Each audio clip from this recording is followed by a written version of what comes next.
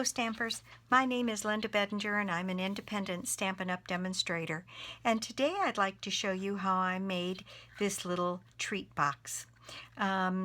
It is a nice little fast project. We made this in a class that I had not long ago, and what we did was we put some Ghirardelli squares and some chocolate Hershey nuggets in here, and I think it's a cute little favor box or a treat box, and I'm going to show you how I made it, and I'm going to change up my colors today. So today I'm making this box out of Crumb Cake, Peekaboo Peach, and this very pretty copper foil designer series paper out of our Affectionately Yours suite. So the pieces that you're going to need to make this project is you'll need a piece of crumb cake that measures 8 inches by 2 inches. Then we'll need another piece of crumb cake that measures 4 inches square. Then we'll need a little piece of scrap for some embellishments and flowers I'm going to put on. Then we need, in the designer series paper, we need a piece that measures 1 inch by 9 inches. Then we'll need a piece of that is 7/8 of an inch by 2 1/8 inches, and then a piece of scrap also for some floral decorations. And then out of the Peekaboo Peach, we'll need a piece of scrap, and then we'll need a piece that measures 5/8 of an inch by 1 7/8 of an inch. I decided to put a little tag on this box, and so these two pieces will go together to do that. All right, let's get started.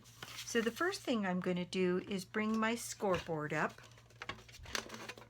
and we're going to score this longer piece here on the long side, and we're going to score it at 3/4 of an inch, at 2 inches, at 3 inches, 5, 6 inches, and 7 1/4.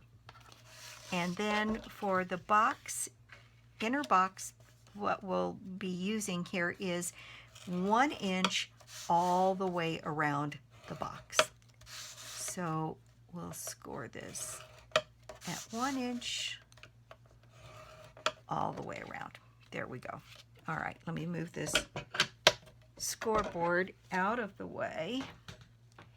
And before I burnish and fold my lines here, I am using 3 punches. I'm using the tag topper punch to get this little decorative top on the box. Then I'll be using the blossom punch. We'll be using a couple of the flowers there for decoration.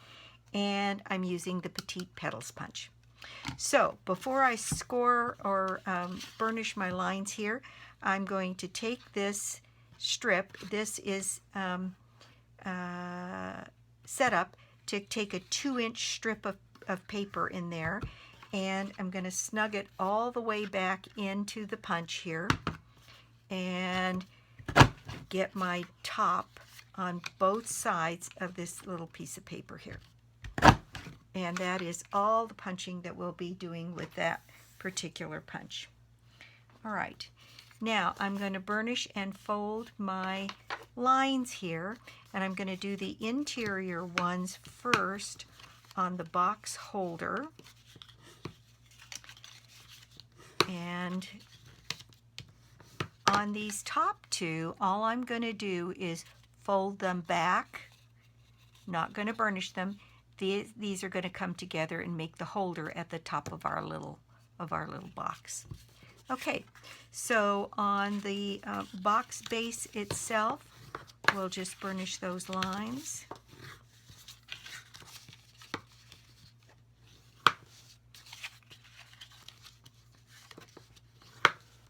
Okay, the next thing we're going to do is make the cuts we need to put our box together.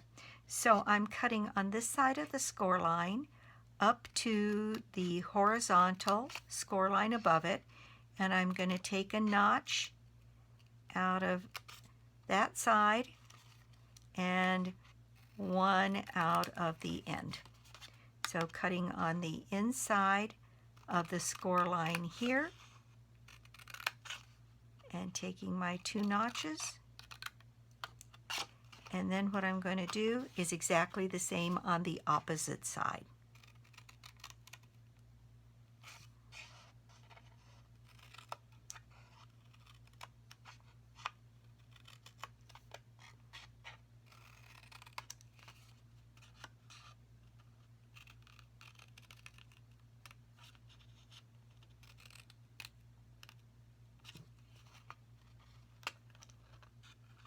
And the last one here, and your box should look like that at this point.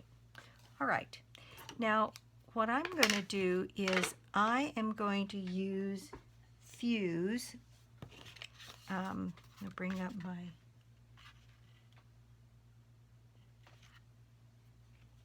score pad here and my silicone mat. And I'm going to use Fuse on these 4 flaps here and then fold that up and make our box base. If you don't already have one of these silicone mats, they are fantastic because you never get any glue on your work surface because the glue won't stick to the silicone mat. So you can go right off your work and you'll have your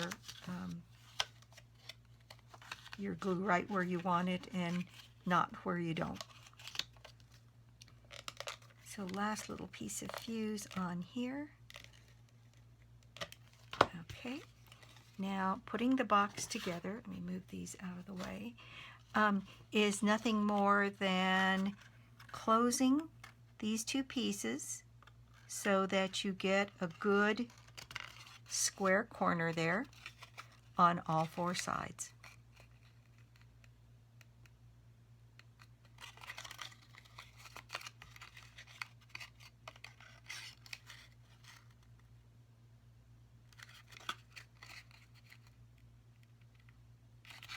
And there we have our box base made. All right, now what we're going to do is get this box put inside this little holder piece here. And to do that, I'm going to use Fuse once again. Using my silicone mat, I'm going to lay down a few lines of Fuse right under the box first. Then I'm going to center that box as carefully as I can on that piece. You can use your bone folder to make sure that you've got it centered well in there. Then I'm going to lay down a line of Fuse on either side towards this score line here to secure the sides of the box up. And there we have our box base pretty well completed. There we have it. Okay, the next thing I'm going to do is, and you'll notice I didn't score my designer series paper. I like to, when I'm using designer series paper to make a belly band or a band around a box, I prefer to finger press it rather than to score it. So what I found on this box is that if you line this edge up with one of the corners and finger press from there, working your way around the box, you're going to end up being able to take what's left on the edge of this and tuck it underneath here, and you'll have a nice neat closure on that piece. Okay, so just wrapping this around and finger pressing this into place around the box. And I'm basically just lining it up with the bottom of the box. And here's where I said, once you finger press this last one, when you glue this shut, what's going to happen is any seam that you have will be very, very minor and towards the back of your box. So I'm going to lay down some fuse all the way along this piece on both sides. Turn this around and get the fuse on both sides. Then I'm going to take my box and I am going to start with this end so that it'll be hidden underneath my box. And I'm going to line that up with the bottom of the box and secure that down. And just walk that around the box, securing it in place.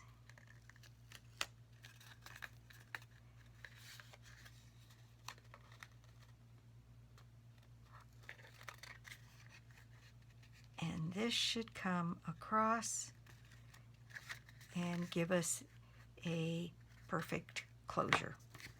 So there, that's completed.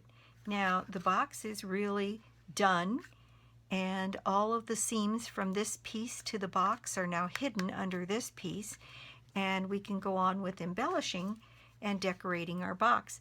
And I've decided to change it up a little bit from this one to having a few more pieces. So the first thing I have is I am using a Just For You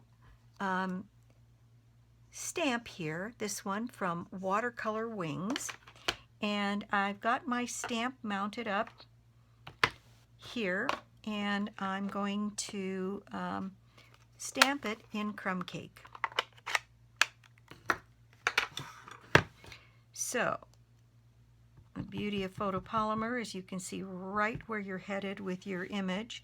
And I'm going to tuck this image as close to the end on this side because I'm going to add a little banner tail to the other side. So centering that and getting an image. There we go, and that's all the stamping we have for this project as well. Now what I'm going to do is, in fact, I think I'll leave this so you can see what I'm doing. To make a banner, I mean, you can use a punch certainly to get your banner out, but what I found is if you have a two-layered banner like I'm trying to do here, and you put those edges on one side, then you can cut up your tail here and then cut in from either side to get your banner shape here in the back. And what happens is that when you move this top banner back into place, you can move it all the way to the end, or like I did in this case, towards the center. I don't know if it's better to see it there or there. Your tails match perfectly because they were cut together. So what I'm going to do is I am going to put just a little bit of snail on the back of this banner and adhere it to the designer series paper right where I want it. And then I'm going to also put a little bit of snail on the back of my banner, and what I'm going to do is put it on one side of my box so that the tail comes off just a little bit on the one side. Now I'm going to make some flowers to put on my banner. So here's my pieces of scrap, and what I'm going to do is I am going to use the Petite Petals punch, and I'm going to cut one of the crumb cake, and I'm going to cut two from the designer series paper,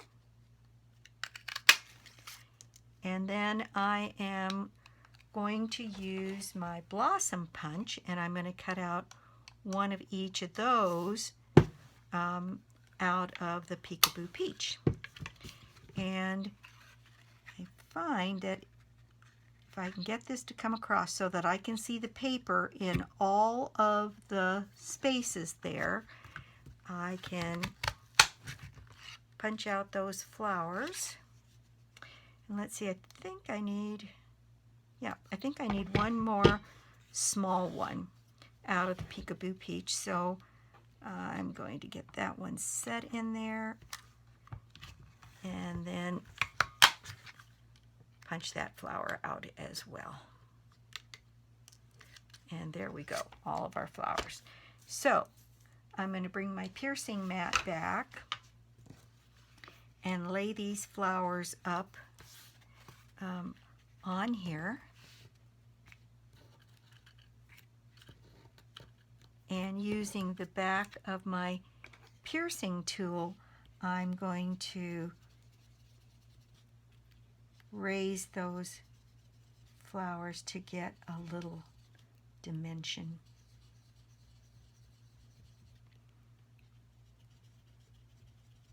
Okay, oops, one more.